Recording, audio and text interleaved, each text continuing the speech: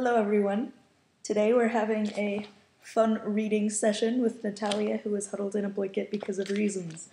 The passage I'm going to read to you is Half-Blood Prince, and this is probably one of the reasons Half-Blood Prince is tied with Deathly Hallows for my favorite book. I'm going to try not to laugh while reading it, but I'm going to go ahead and do this now. They had one of their rare joint-free periods after Charms had walked back to the common room together.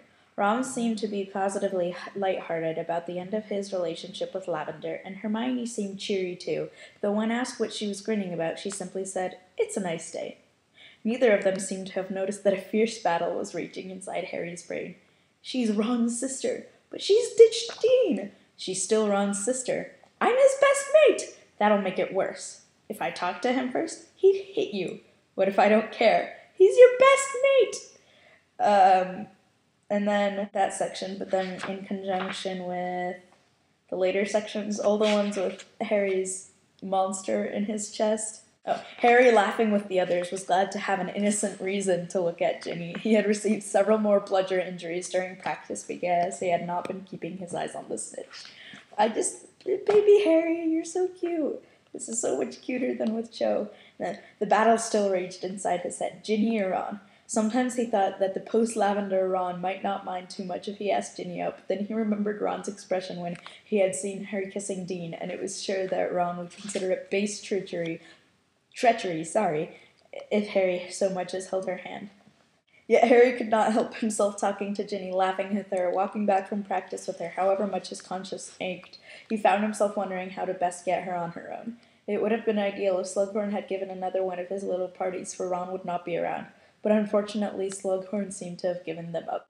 Once or twice Harry considered asking for Hermione's help, but he did not think that he could stand seeing the smug look on her face. He thought he caught it sometimes when Hermione spotted him staring at Ginny or laughing at her jokes.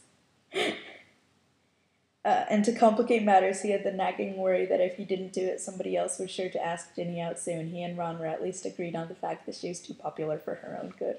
And then he talks about Felix Felicis for tweaking the circumstances.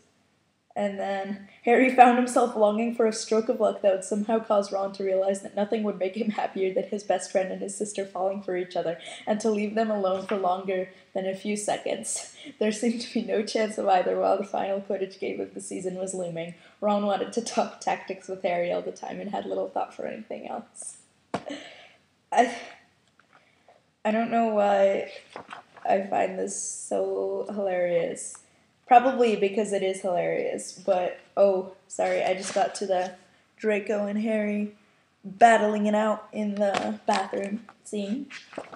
Gonna skip past that, because Runel Waslib. Then why, asked Snape, does it have the name Runel Waslib written inside the front cover? Harry's heart missed a beat. That's my nickname, he said. I love Half-Blood Prince so much. I don't know, it's just so good. And in the midst of all this tragedy, there are these hilarious... I love this so much. He hesitated outside the crowded Great Hall, then ran up the marble staircase. Whether Gryffindor had won or lost, the team usually celebrated or commiserated in their own common room. Quid Agus? He asked tentatively to the fat lady, wondering what he would find inside. Her expression was unreadable as she replied, "You'll see," and she swung forward.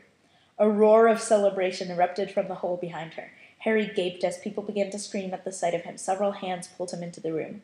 "We won!" yelled Ron, bounding into sight and brandishing the silver cup at Harry. "We won! 450 to 140. We won!" Harry looked around. There was Ginny running towards him. She had a hard, blazing look in her face as she threw her arms around him. And without thinking, without planning it, without worrying about the fact that 50 people were watching, Harry kissed her. After several long moments, or it might have been half an hour, or possibly several sunlit days, they broke apart. The room had gone very quiet. Then several people wolf-whistled, and there was an outbreak of nervous giggling. Harry looked over the top of Ginny's head to see Dean Thomas holding a shattered glass in his hand, and Romilda Vane looking as though she might throw something. Hermione was beaming, but Harry's eyes sought Ron. At last he found him, still clutching the cup and wearing an expression appropriate to have it being clubbed over the head. For a fraction of a second they looked at each other, then Ron gave a tiny jerk of the head that Harry understood to mean, "Well, if you must." The creature in his chest roared in triumph. He grinned down at Ginny and gestured wordlessly out the portrait. A long walk in the ground seemed indicated, during which, if they had time, they might discuss the match. I love this book so much. It's probably evident from this that I would not be a very good audiobook reader. But yeah, that's it. Bye, guys.